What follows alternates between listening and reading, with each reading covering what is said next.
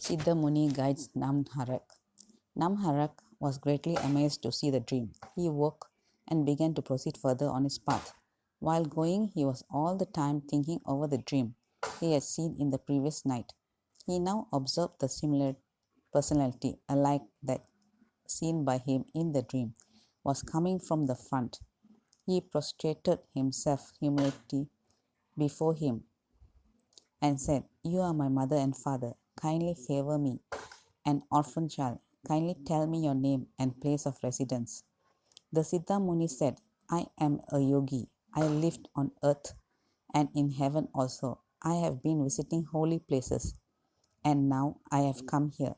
I am a disciple of Sri Guru Narasimha Saraswati, who resides at Ganagapur near Sangam, the meeting place of Bhima and Amaraja rivers. He is in the incarnation of Trimurtis and always found in meditation. He has come to this earth for the salvation of his devotees. His devotees get food, cows, and other wealth in abundance." Hearing this, Namharak asked him, "Though my forefathers have been devotees of Sri Guru for generations, why should be in such adverse conditions? Will you kindly satisfy me in this respect?" Sri Siddha said, "You say that you worship Sri Guru and yet complain adversities. Then it seems that you are not worship Sri Guru wholeheartedly. Even if Sri Guru, Sri Vishnu or Sri Shiva is angry with his devotee, Sri Guru can surely protect him. But if Sri Guru is enraged, even Sri Vishnu or Shiva cannot protect him." Namharak said, "Kindly tell me why Sri Guru is said to be incarnation of Trimurtis, Brahma, Vishnu and Mahesh. How is it that if Sri Guru is enraged, none else can protect? Where can I find this reference? Kindly explain all this to me, so that my mind would become more firm in devotion." Sri Siddha said, "Four Vedas came out as utterance of four-headed Brahma. From the Vedas, 18 Puranas were constructed. Brahma Vaivarta is one of these, and is stated in it that in the Dwampar Yuga, Vyas, the Vishnu incarnate, spread the light of knowledge on earth, though such volumes known as Brahma Sutras, Rishis, and Munis listened to the tales from Vyasas, which I am narrating to you. Once upon a time, Kali Yuga asked Brahma about the greatness of Sri Guru. Namharak intervened, asking, "Why did Brahma narrate this to Kali?" Sri Siddha proceeded, saying, "In the start of evolution, Adinarayanan, Sri Vishnu, was lying on a leaf of what? He desired, and lotus came out of his bliss. On it was seated Brahma, who looked at the four directions, and he got four heads. He thought that he was all supreme. Realizing this, Sri Vishnu smiled and said, 'Ah, I am here. Bow to me.' Brahma bowed to him and praised him. Being pleased, Sri Vishnu asked Brahma to create this universe. Sri Vishnu gave him four Vedas and also told him to create this world according to the process given in the Vedas. Brahma then created this world, which has several animate and inanimate things such as Svedaj, those born of perspiration as bugs, etc. Andaj, those coming out of eggs as birds. Jaraj, those begetting from placenta, womb as human beings. And Udbiji, coming out of earth, plants, creepers, trees, etc. Similarly, Brahma created three lokas, worlds. This process of creation has been stated in the Brahma Vaivarta Purana in the following manner. Brahma called every yuga one after the other and asked him to go on earth. First came Krita Yuga, who did not speak a lie, was learned and devoid of family attachments, had sacred thread and necklace of Rudra's beads around the neck. He said, "The people of earth speak a lie and are sinful. How can I go and stay there?" Brahma said, "Stay there for some time. I shall be sending another yuga to follow you." Then came Treta Yuga. Fat in body, possessed articles of sacrifice in his hand. In this yuga, people performed sacrifices and abhorred by the rules of religions and rituals, and most of them were Brahmins. After the Treta Yuga, Dwapar Yuga is approached. Brahma. He had arrows and other weapons in his hands. He was both kind and wicked. Virtue and sin were both visible in him. Lastly, Kali Yuga was called for ghost-like appearance, thoughtless heart, old age, struggling and despising mentality were his characteristics. He came before Brahma and began dancing and uttering childish words. At the moment he laughed. At another he welted, then abused anybody. Seeing him in such strange mood, Brahma asked, "Why are you naked and abusing so filthily?" Kali replied, "I shall win over people by these two means. I am not afraid of anybody." Brahma smiled and told me to go to earth and show the influence of his evil intentions. Kali said, "I selfish, destroyer of dharma, I like quarrel, despising, and I long for the wealth and wives of others. I am a friend to those who pretend to be a saint. I am an enemy of all the vicious." Brahma told him, in Kali Yuga, the span of life of the human beings would be only 100 years. In the former yugas, as lifespan was too long, people followed the path of penance and devotion in order to attain supreme knowledge. In Kali Yuga, a man can attain salvation, the observing penance and devotion for less time. You should help such virtuous persons. Kali said, "Such virtuous men are my enemies. I am afraid of such persons. How should I then go to the earth?" Brahma said, "Take Kal and Atma with you. They will destroy the religious mindedness and even induce virtuous persons to commit sins." Kali said, "They are enemies who abide by the religion and devotees of Vishnu and Shiva, who listen to Puranas, give charities, and who have peaceful hearts. But on the contrary, I love those who love their wives and children, dishonor their parents, who despise Vedas and Sastras, who see separateness in Vishnu and Shiva and despise them." Brahma said, "You are clever. People will follow you and act as per your wishes as soon as you go there. If a few persons are vicious, you do not trouble them." Kali said, "I am cruel. Please tell me how I should help the vicious. Please direct me as to how I should behave on the earth." Brahma said, "I am sending Kal and Atma also with you. Who will direct you? The vicious only can will you. All others will soon be your slaves." Kali asked, "How is a sadhu saint to be known?" Brahma said, "Please do not harass the learned and those who worship Hari, Hara, who serve parents, gods and Brahmins, cows and plants as Tulsi.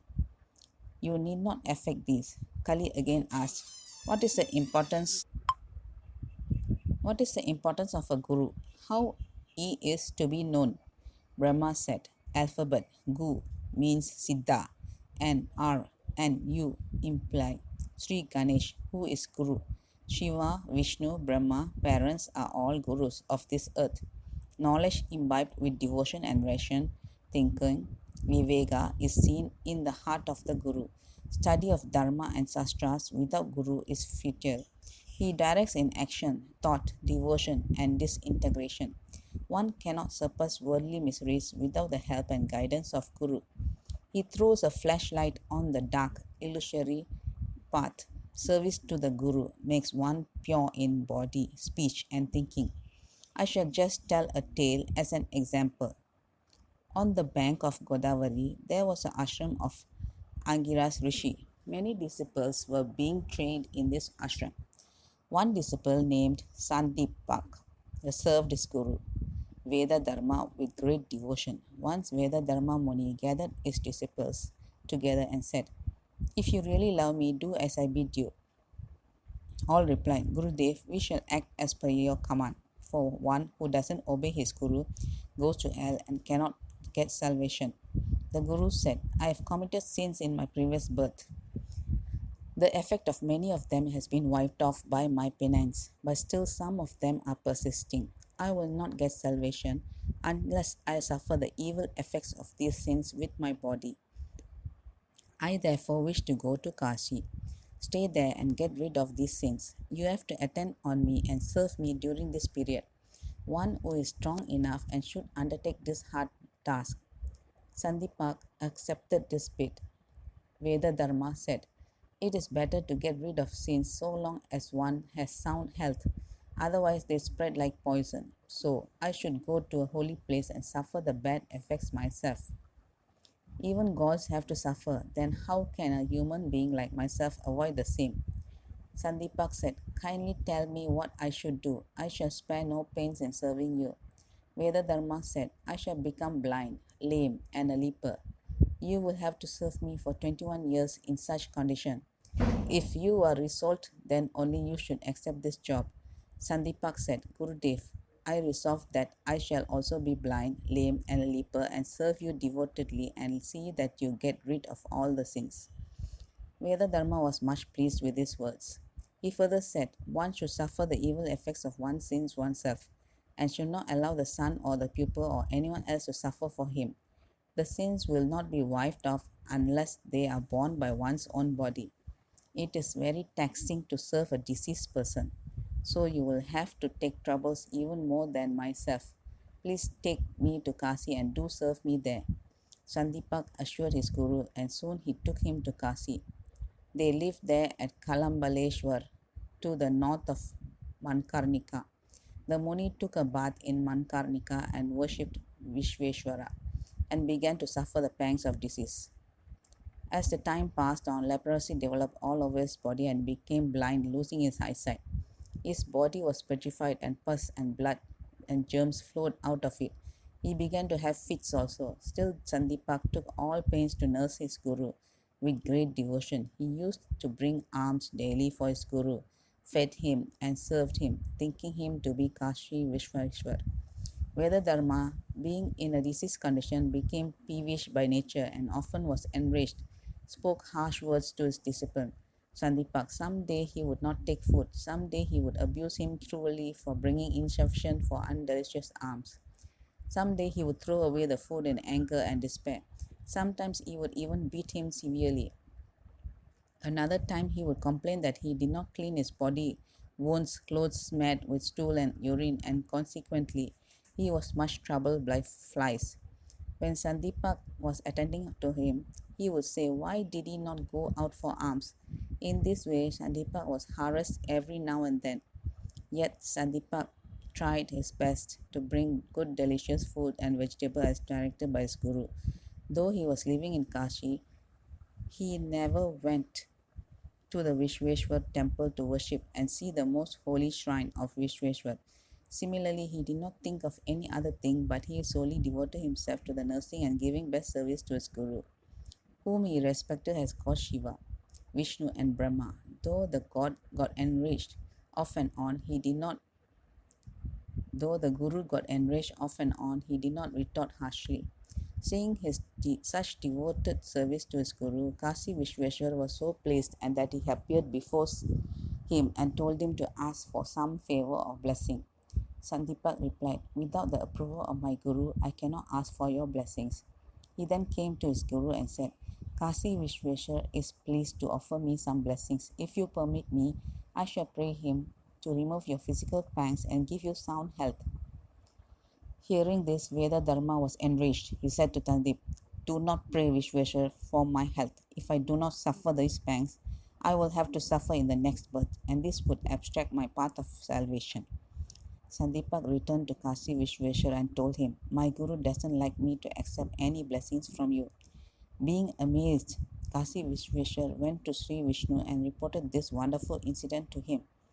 Hearing this, Sri Vishnu and Sri Kasi Vishveshwar decided to see this disciple and his guru. So they both came to Kasi and approached Sandipak. Sri Vishnu said, "Oh Sandipak, I am very pleased with your devotion to your guru. You may ask for whatever you desire. I shall fulfill your wishes." Sandipak said, "Oh Narayanan, even after undertaking penance in dense forest for infinite period, you disappoint your devotees. But when neither did I worship you nor recite your name, why should you be pleased with me and ask me to have a boon from you?" Sri Vishnu said, "Whatever devoted service you have rendered to your Guru has been received by me. I love such disciples very much. I am under his influence and I willingly offer him my blessings." I like wife's devotion to her husband, bowing to Brahmins, ascetics, and sannyasis, and such person come to my place in the end. Sandipak said, O Mahavishnu, I have full faith that I shall attain all knowledge of Vedas and Shastras from my Guru. As Guru is my God, Trimurtis, Brahma, Vishnu, and Mahesh are within my reach. Whatever blessings you give me, I shall be getting the same easily from my Guru. I am therefore serving my Guru devotedly. On this, Sri Vishnu said pleasingly, Sandipak, you are the best among all the disciples. You are my loving child. Sri Shiva and myself are pleased with your devotion. Ask for a boon. Sandipak said, if you are keen to favor me with your blessings, kindly give me such guidance as would enable me to serve my Guru with still more devotion. Sri Vishnu said, Amen. We offer you that what you desire. You have known Guru and also experienced Parabrahma in yourself. The word Guru contains only two alphabets. Still, it is the ocean of nectar. One who dips into it even for a moment will cross this worldly ocean. One who always remembers Guru is respected in all lokas. When Sandipak went to his Guru, the Guru asked him, what did Mahavishnu give you? Sandipak replied, I asked him to guide me to serve my Guru with more devotion, and he was pleased to give me this blessing. I wish I should serve you well and incessantly. Hearing this, Vedadharma too was extremely pleased. He said, you are the best of all disciples. You should stay in Kashi. Whatever you say will be true. You will receive the wealth of Kubera, God of wealth. The miseries of those who remember you will come to an end. The same moment, the body of Veda Dharma Muni became healthy and bright. He had suffered from leprosy and other pangs only for testing his disciple. In this way, Brahma told Kali this tale of Sandipak. O Namdak, you should also worship Sri Guru with such devotion, and then only you shall easily pass over the worldly miseries. Control your sense, karma, danyan, and also heart and other by you will win even the God, great God, i.e. Parameshwar.